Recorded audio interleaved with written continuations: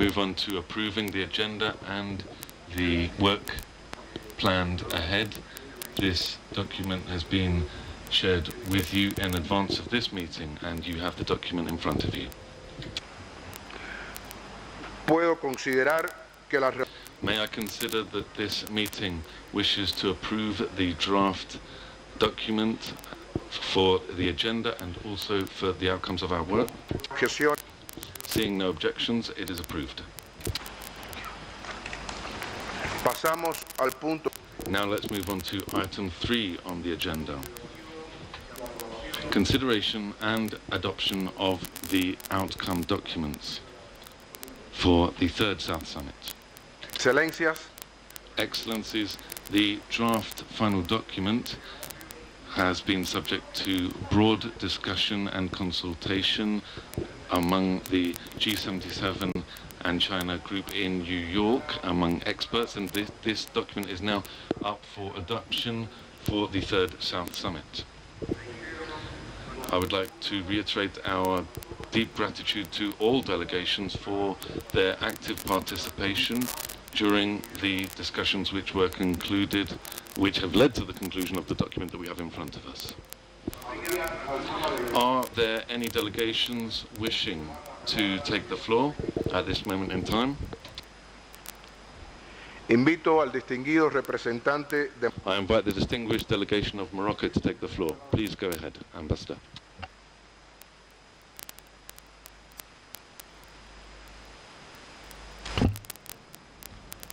Thank you very much, Mr. President. At the outset, I would like to express my delegation's appreciation to the Cuban chairmanship and Command Cuba leadership throughout the 2023 tenure. I say also this occasion to congratulate Uganda, the upcoming chair for 2024. We are looking forward to a successful 2024 for our group, marked by the African leadership this year under your chairmanship, and we assure you of our full support and cooperation. I would like also to thank the efforts in steering the work of the group during the very challenging and busy year of 2023. We have had the chance to consolidate common positions. Ambassador, sorry for interrupt you. Yes. Please, I would invite the press to leave the room. We have started the closed meeting. Please, if you don't mind, vacate the room, please, for us to continue.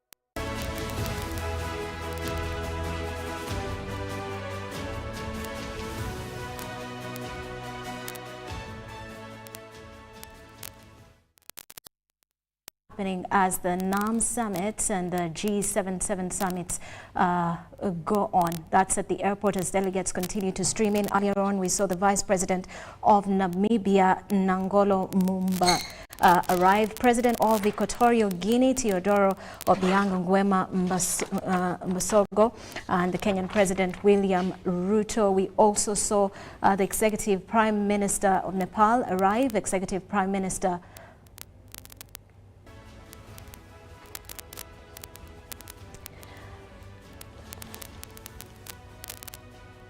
delegates continue to stream in for the summits that are taking place in the country. Earlier on, we saw the opening of the G77 Third South Summit of Senior Officials. It was opened by the Permanent Secretary, Foreign Affairs Ministry, Vincent Bajire. At State House Entebbe, there is the 42nd extraordinary session of IGAD, Assembly of Heads of State and Government, that will take place today, as more dignitaries continue to stream in. As of this morning, 851 had arrived from 105 countries. This afternoon, we've seen Vice President of Namibia arrive representing Namibia, and Namibian President of Equatorial Guinea is in the country. The Kenyan President William Ruto is in the country. Now a brief about some of these countries. For Kenya, our neighboring country, it has steadily posted robust growth, mostly in infrastructure. That's road, rail, air and water transport, as well as ICT, and also in the areas of tourism and agriculture. It also boasts of a more developed financial services sector than its neighbors. President William Ruto took over the seat in 2022, and his political career began in the early 1990s when he was involved in youth activism. He later on joined active politics and became a member of parliament that's for Eldoret North constituency. Over the years, Ruto has been associated with several political parties, including the United Republican Party and the Orange Democratic Movement. He has held several ministerial positions in the Kenyan government, including Minister of Home Affairs, Minister of Higher Education, Science and Technology, and that of Agriculture. He was elected as the Deputy President of Kenya in 2013, serving under President Uhuru Kenyatta before taking over the seat from him in 2022.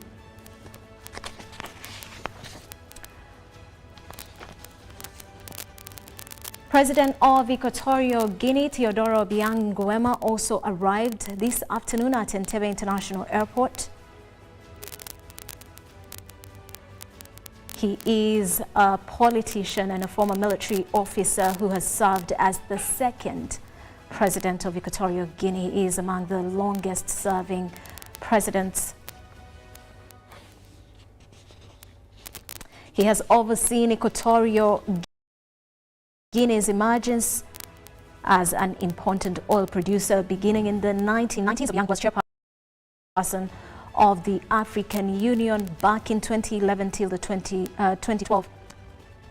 A bit of Equatorial Guinea, it is currently a dominant party state in which Obiang's PDGE holds virtually all governing power in the country and has held seats in the legislature since its creation. We also expect the President of the Republic of South Africa to arrive, Cyril Ramaphosa. We'll keep you updated on that. All these presidents and all these delegates are here to attend the summits that are ongoing. Namibia is being represented by its Vice President, Nangolo Mumba, who arrived this afternoon. This South African, Southwest African country gained independence in 1990, and its economy is mainly hinged on agriculture, tourism, as well as the mining industry. They're known for mining uranium, diamonds, gold, silver, base metals.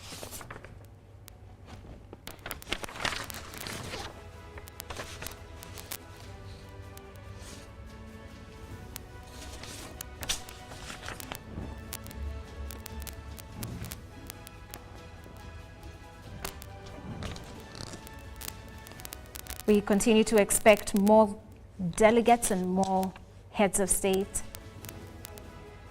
The 42nd extraordinary session of the IGAD Assembly of Heads of State and Government will be held at State House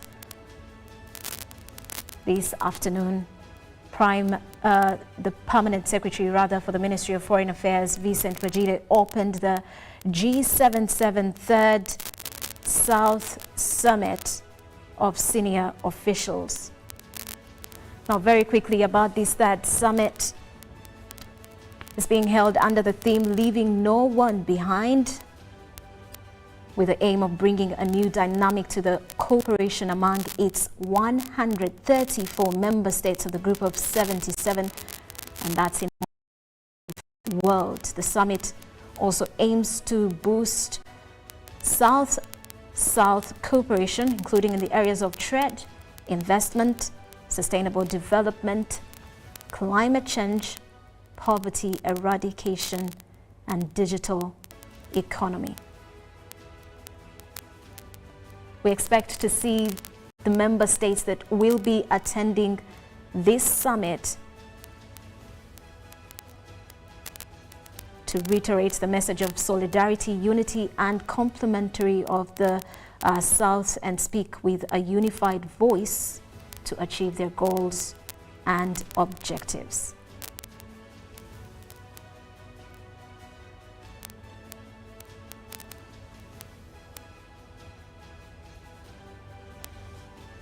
Many events have been leading to this one.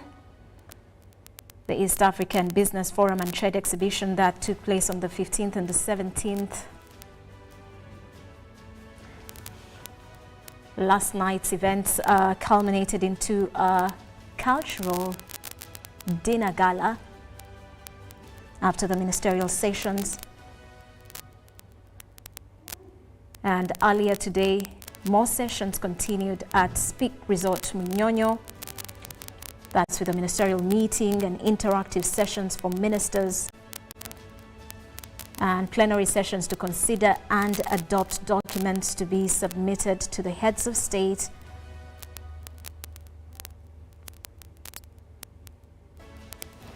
Uganda takes over chairmanship of the NAM for the next 3 years.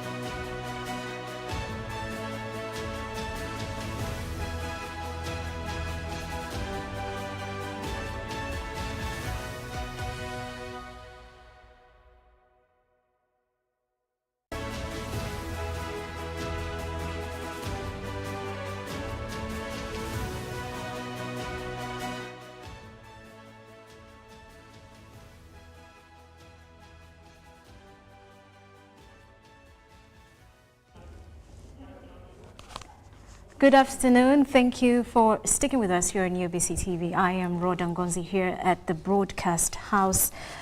Today we are seeing a couple of summits taking place. The IGAD rather, the 42nd extraordinary session of the IGAD Assembly of Heads of State of Government taking place at State House in Entebbe. Now, of course, IGAD has its members as Djibouti. We saw the president of Djibouti arrive yesterday, President Omar Guelleh. He is the current chairman, and that's where the headquarters in Djibouti, that's where the headquarters of IGAD are. We also have Eritrea, Ethiopia, Kenya. President William Ruto arrived this afternoon and will be attending this summit as well as others. A bit about President William Ruto. He has had a political career since the 1990s. That's when he was involved in youth activism and joined active politics, becoming a member of parliament for Eldoret North constituency in 1997. Over the years, Ruto has associated with several political parties, including the United Republican Party and the Orange Democratic Movement. He has held various ministerial positions in Kenya, in the Kenyan government, including Minister for Home Affairs, that of Higher Education, Science and Technology, and Minister for Agriculture. Now, he was elected the Deputy President of Kenya in 2013, serving under President Uhuru Kenyatta then, and he took over the seat in 2022. He will be attending the 42nd extraordinary session of IGAD Assembly of Heads of State and Government. Other countries within the IGAD are Somalia, South Sudan. Yesterday we saw President Salva Kiir arrive in the country. That was yesterday afternoon. We also have Sudan and of course Uganda that is hosting this event. Now, IGAD's mandate is to promote regional cooperation and integration with the aim of improving welfare of all the citizens of the member states.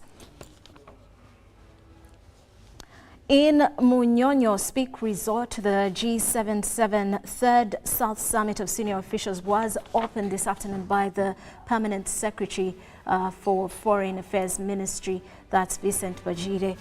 We will take you to Timothy Nyangweso over there.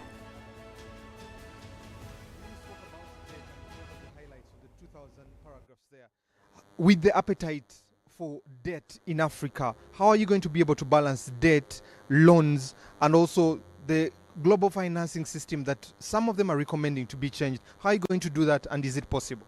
The issue is every country borrows. Look at the United States. You either borrow internationally or domestically. But most developing countries borrow international, which is expensive. So the question is, you cannot avoid borrowing. Of course, each country has the right on how they balance debt issue, but the issue is on what terms are you borrowing. Also, you know about the Paris Club. The Paris Club is for lenders. What about the club for us who are developing and want cheap finance to finance our development? NAM might be that club where we bargain. You can imagine if 50 countries went to bargain for debt, they will listen to you as opposed to one. Some of the suggestions I had yesterday was South Sudan. Have we finally got South Sudan over the rope to get the whole of Africa in the non-alignment? Absolutely, absolutely. The ministers have recommended to the summit tomorrow, and South Sudan will be admitted tomorrow, the last African country to join the non-aligned movement, and that is huge in Kampala. 120 countries represented here, 2,000 paragraphs there. How is the implementation going to happen, and how is it going to be domesticated per each country there?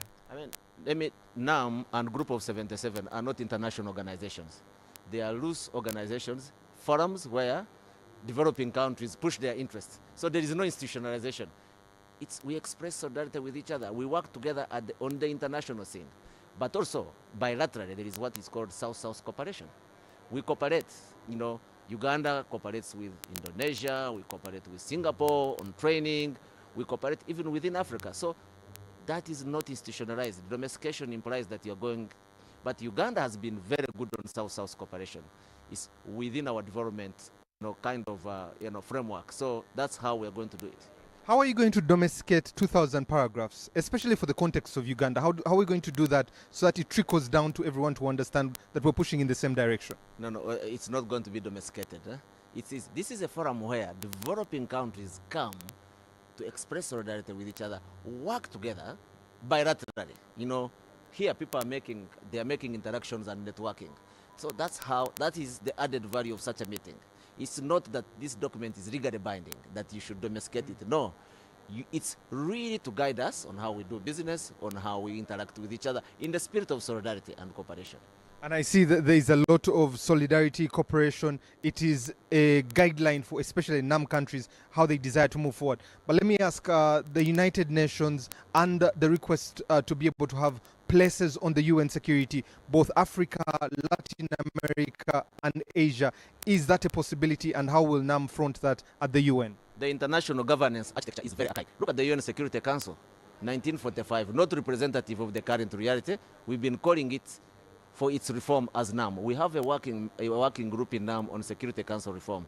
Not only the Security Council, but also the international financial institutions. So these global institutions are not fit for purpose. No wonder the Security Council now is irrelevant in the crisis in Gaza.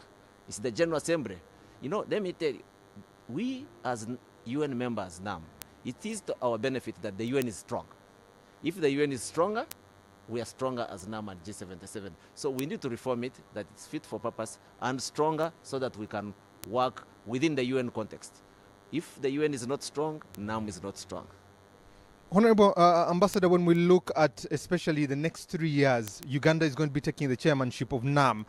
What do you hope to achieve in these 3 years that when we get to 2027 in Uzbekistan, we are able to say this is what we achieved and this is what we got from all this? What we are going to achieve is to make NAM cohesive, more cohesive.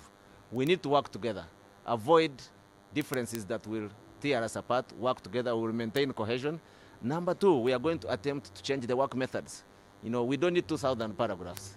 You could make them shorter. We are going to appeal to member states because now this document came from Azerbaijan and it's adopted in Kampala. We will have the Uzbekistan document, but it will be done by Uganda. Under our chairmanship, we want to change work methods so that we are more efficient in the way we work. We have already started. Senior officials, 2 days before ministers' meeting, it's never happened. We have already delivered the document. They tested how our chairmanship is going to look like in the senior officials meeting. Ambassador, lastly but not least, I was looking at the map and it showed, especially on climate change, heat, drought, all these things going to happen. Does this document have posterity? Is it looking forward, like to look at things like catastrophes in case a pandemic comes? Is that sustainable? Absolutely, we are looking at all that. You looked at the COP in Dubai, COP in Sharm el-Sheikh in Egypt. You know, you're familiar with the Loss and Damage Fund. That is a key fund that has been advocated by developing countries through the G77. You know, Uganda, again, I've said it before, is the first country to chair both NAM and G77. G77 is very active in the negotiations in COP. We achieved a lot in Sharm el-Sheikh and in Dubai. Now the Loss and Damage Fund is going to be institutionalized and implemented under our chairmanship, and we will make sure that money is easy to access in the case of a catastrophe by member states. We're also looking at pandemics. Azerbaijan did well on COVID. They have set guidelines on how developing countries can develop vaccines, access medicine, and PEP when there is a pandemic.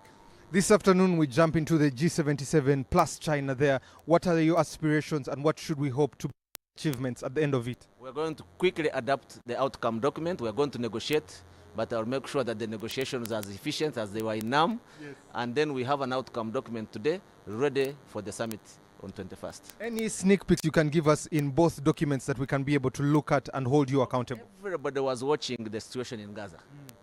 Everybody, how NAM, we have really expressed solidarity with the people of Palestine, that the situation is unattainable. We focused on the ceasefire, humanitarian assistance, but we avoided divisive language. The achievement is that we really encouraged the case of South Africa to go to the court so that the court can determine whether there is genocide or not. This forum is political, is not judicial. I was able to convince member states that we don't need to go there. And I think that was the greatest achievement. We will be respected as NAM.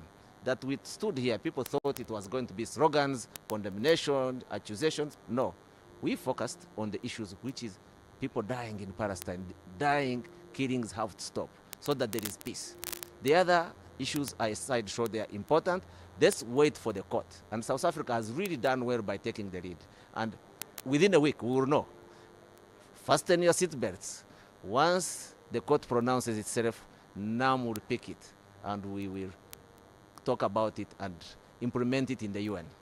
Lastly, Ambassador, when we look at conflict, what is causing the conflict globally, and will NAM be able to give guidelines on member states not to be able to interfere with the independence of others and the sovereignty? Absolutely. When you look at the Kampala political declaration, we are talking about peaceful settlement of disputes.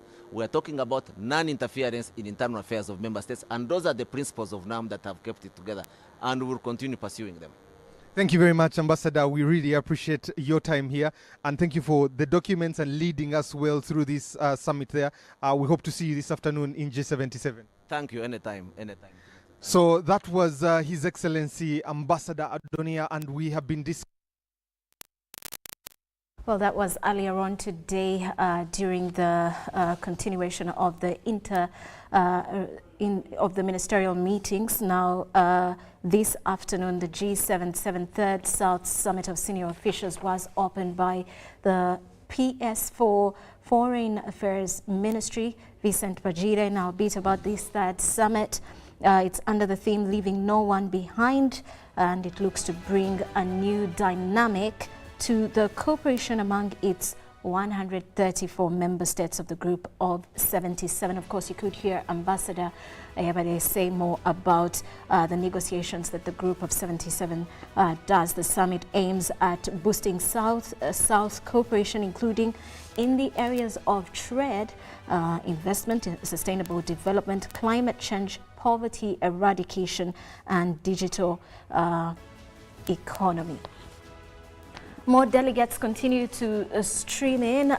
So far, 1,069 have jetted in from 116 countries.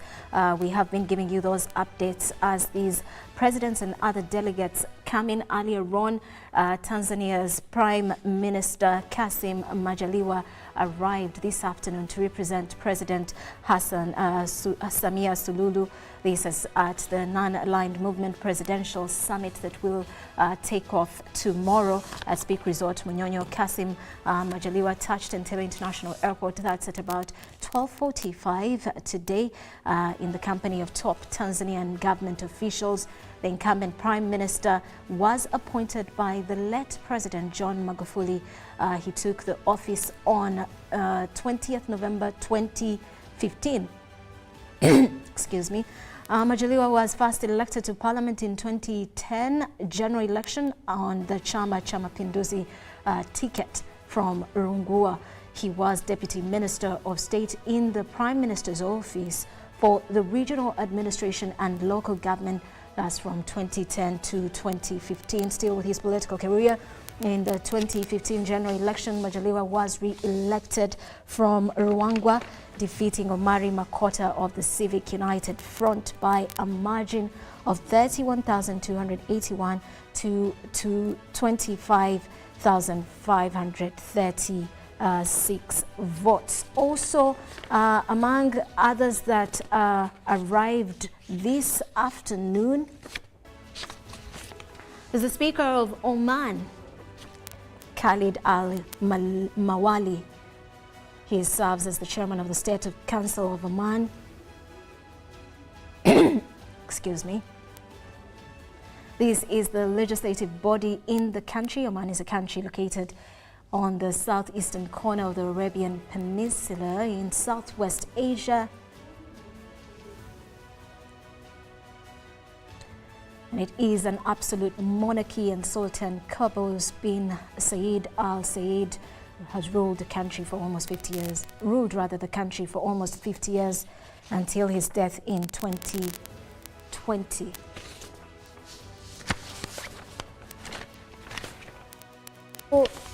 Sri Lankan President Ranil Wickremesinghe arrived this afternoon.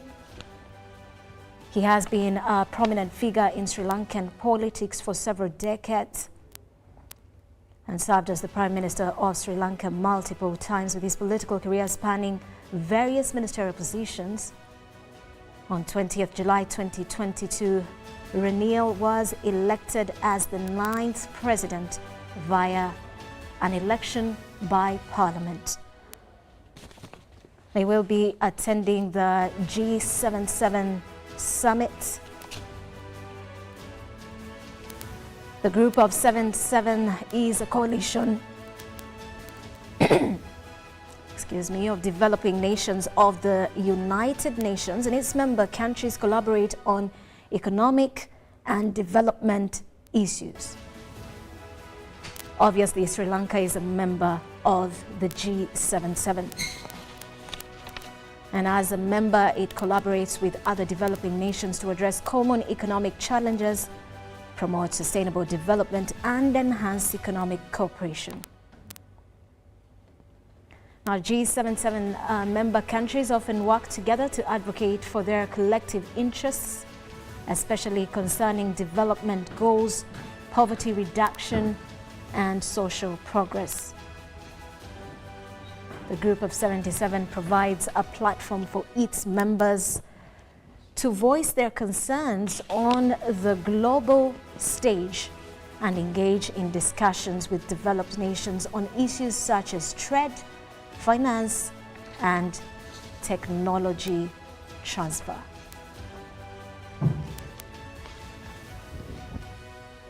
We also expect the South African President Cyril Ramaphosa to arrive later today. Earlier on in the day, also Vice President Namibia arrived, as well as President of Equatorial Guinea and Kenyan President, who will be attending the IGAD 42nd Extraordinary Session of the IGAD Assembly of Heads of State and Government, taking place at State House.